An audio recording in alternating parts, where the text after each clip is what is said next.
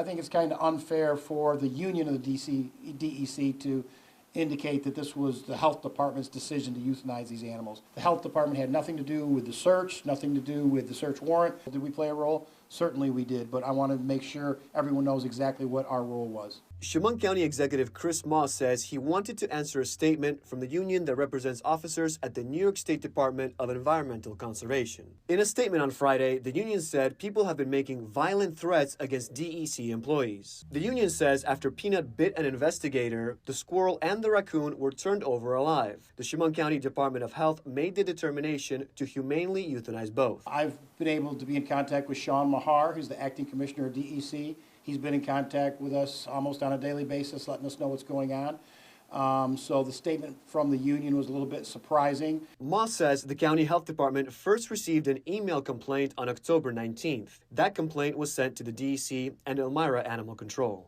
On October 22nd, the DEC told the county it was aware that someone was in illegal possession of an adult gray squirrel and at least 4 young raccoons. The DEC then asked the county health department if it would, quote, recommend these animals be tested for rabies as a precaution for human safety. The county says it then contacted the New York State Department of Health for guidance. The Department of Health told the county, quote, if there was an exposure, the animals would need to be tested for rabies. The DEC said it had also received 3 more complaints and was investigating Mark Longo, Peanut's owner. On October 29th, the DEC told the county that it would be seizing the animals the next day at Peanut's Freedom Farm in Pine City. The county says the DEC then contacted Elmira Animal Control to ask about the euthanizing process. The animals were seized and put down on October 30th. Moss says both test results for rabies came back negative. I have furnished you copies of the certificates to where the animals were euthanized. You can see the DEC is mentioned in both certificates. Chemung County Public Health Director Pete Pizzetti said a waiting period before testing for rabies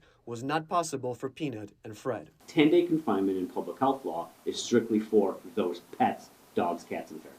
So it doesn't apply in this case. Look, I realize people want to vet, but at the end of the day, I think you have to realize the seriousness of a human contracting rabies. This is protocol from the state, turned down to the county. The county health department only did what the protocol is. One thing we will look at in the future, though, is the expeditious manner that these animals were euthanized, and could we have waited another day or two to see exactly what was going on. But nobody was aware of the social media presence of either one of these animals, and whether that would have played a role or not. Once the squirrel bit a human, it was probably only a matter of time before the testing needed to be conducted.